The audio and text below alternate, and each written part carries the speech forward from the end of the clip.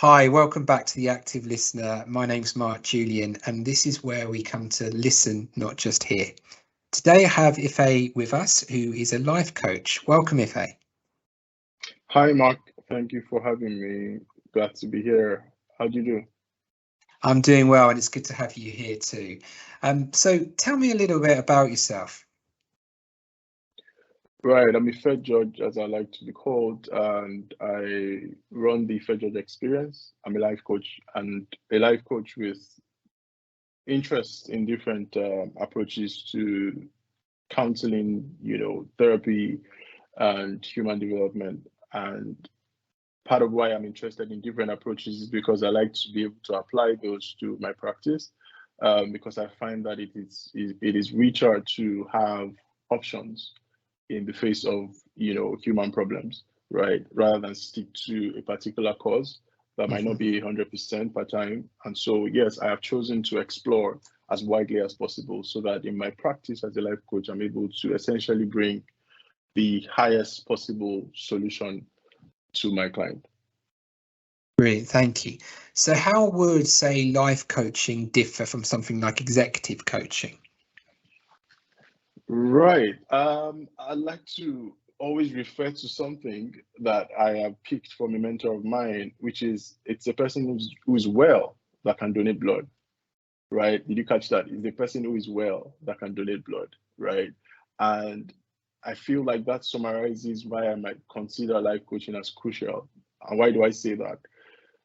Life coaching would cover literally every aspect of your life, ensuring that every aspect of your life is well, right? And part of how I practice is to ensure from the start that we do an assessment of how you feel about the different areas of your life. The way it works is a person comes to me and they rate different areas of their life that impact on their wellness, impact on their productivity, impact on themselves, right? And how they feel of themselves. And by the time we're done with that, we then approach working on those different areas to bring them to a level where they are a lot more comfortable, happy, and productive, right? And that impacts on work, right? That impacts on relationships, impacts on marriage, impacts on parenting, impacts on whatever their life, engages in, as it were. So how does it differ to me? I feel like if a person is well in mind, in heart,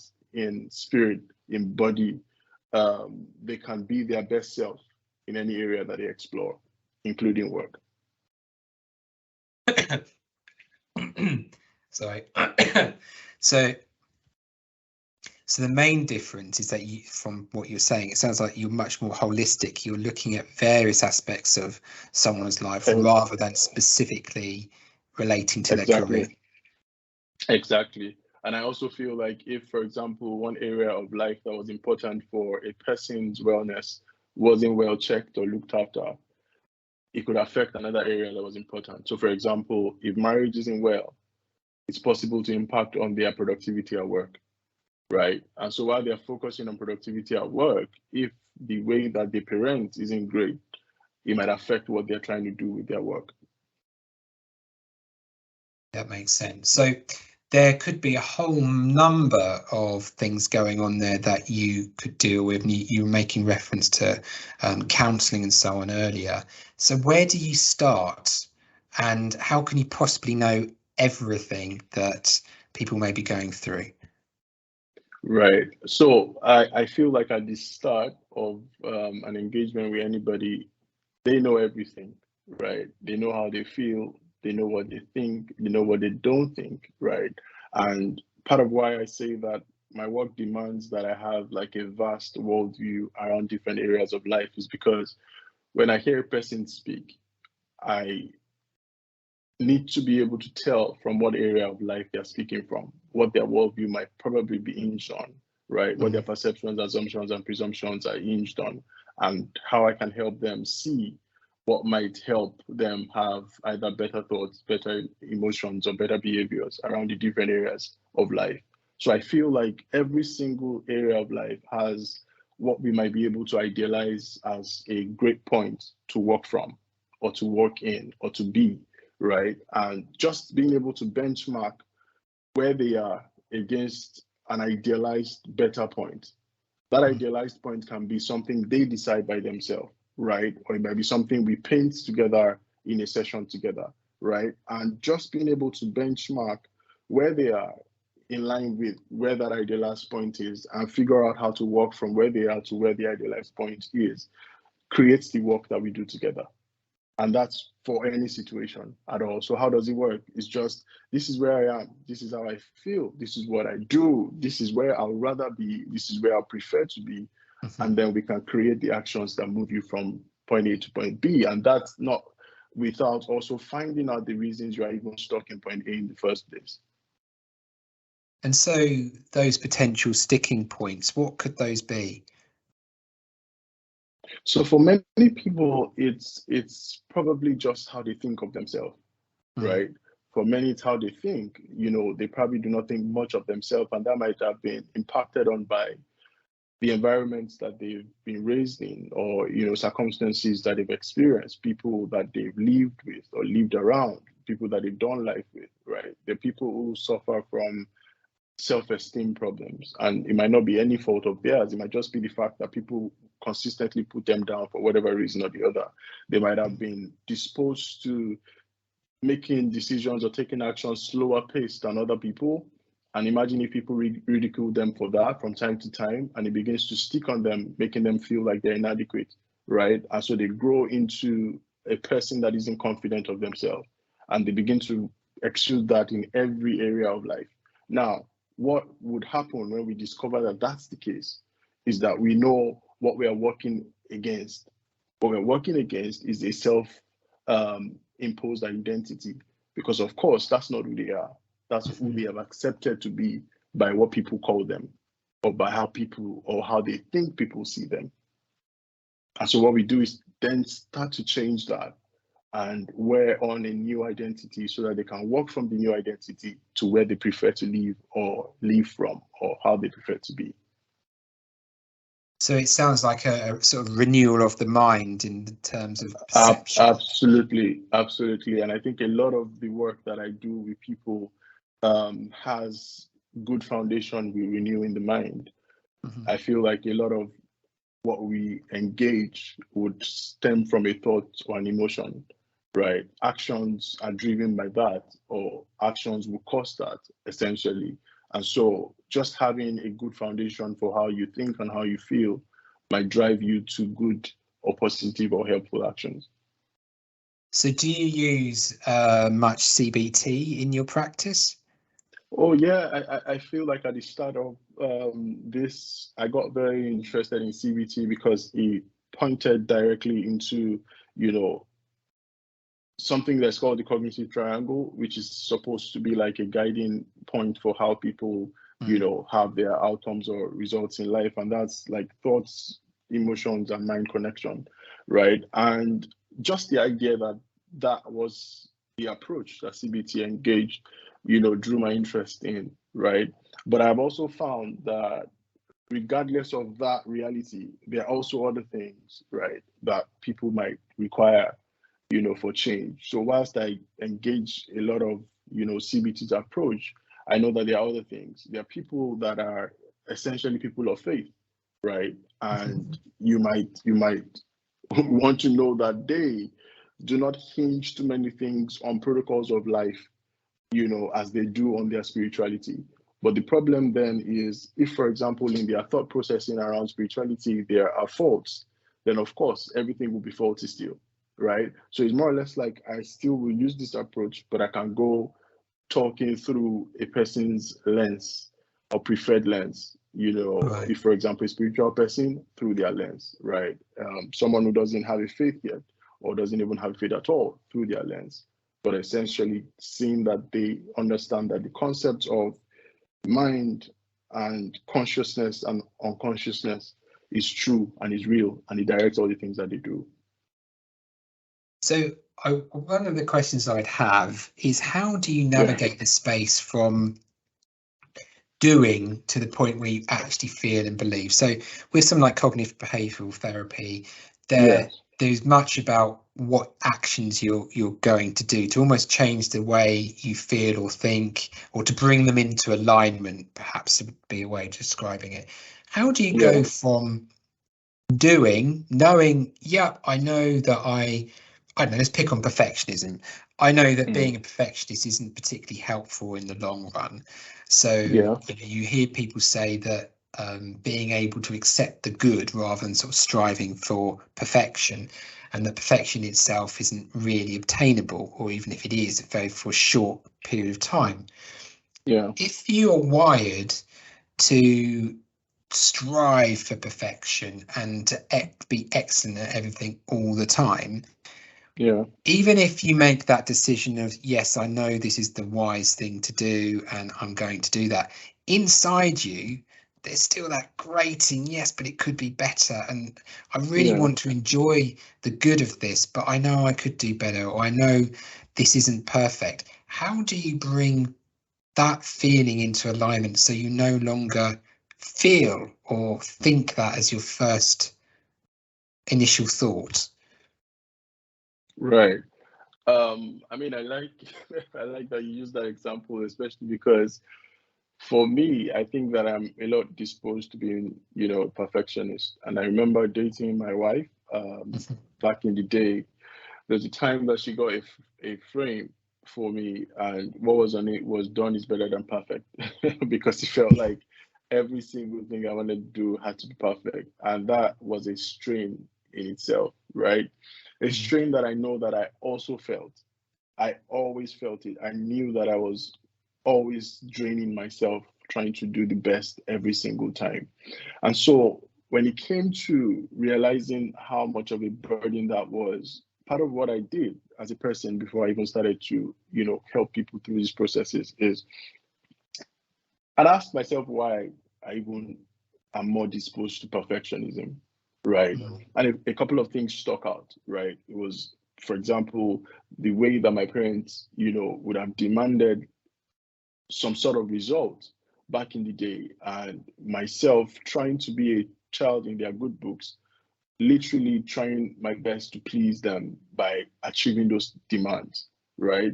And I also noticed how very keen to attention, or detail oriented my dad could be around things that he did. He was literally a neat freak when it came to life, organized, and all of that. And I just wanted to show that I could fit in that idea because I felt like that was a huge expectation from them.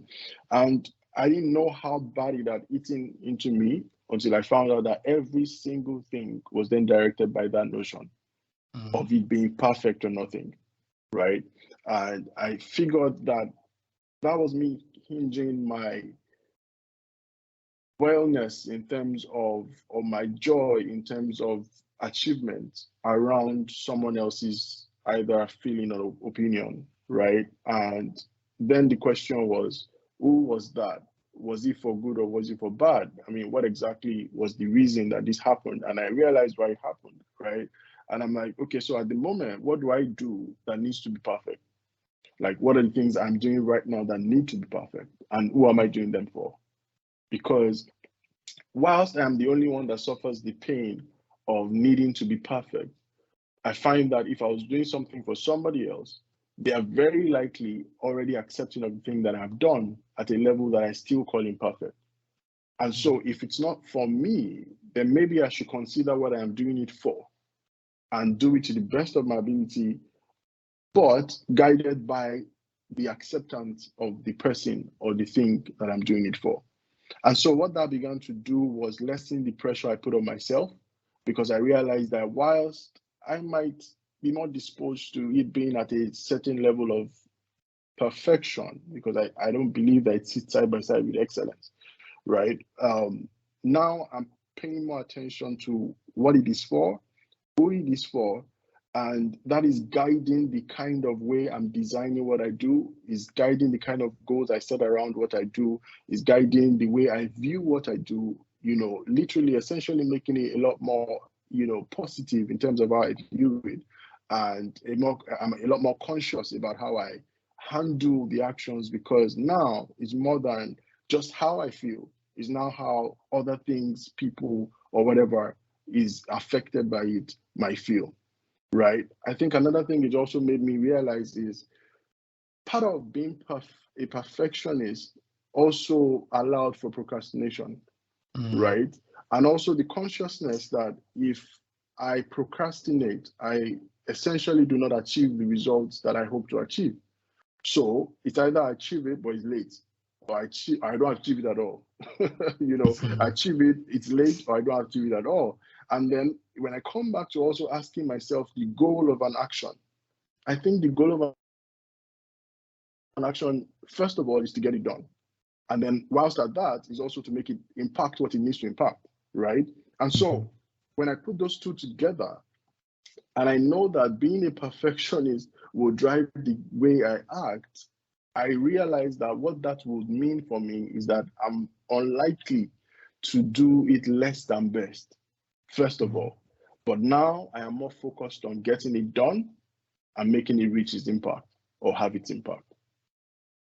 So it's definitely had an impact or made a difference in terms of how you live and how you approach things. Oh, yes, it does. Have the feelings and the initial way you think changed as well? So I feel that over time it has lessened, right? Because I know that when I started responding to the question in the first instance, I said that it was a burden, right? And a huge one at that, because I used to feel it. I used to feel the imperfection. It was bad that when I stepped into a room, the first things I saw were the imperfect things every time. And it began to seem like I was unappreciative many times, because even with my wife, for example, if I step into a room, I see the imperfect things, I call them out. And maybe she's done quite a number of things to make the place good.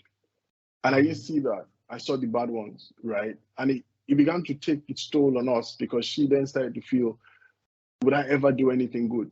Would I ever match up to your expectations? And I realized this burden, I can't put it on everybody else, right?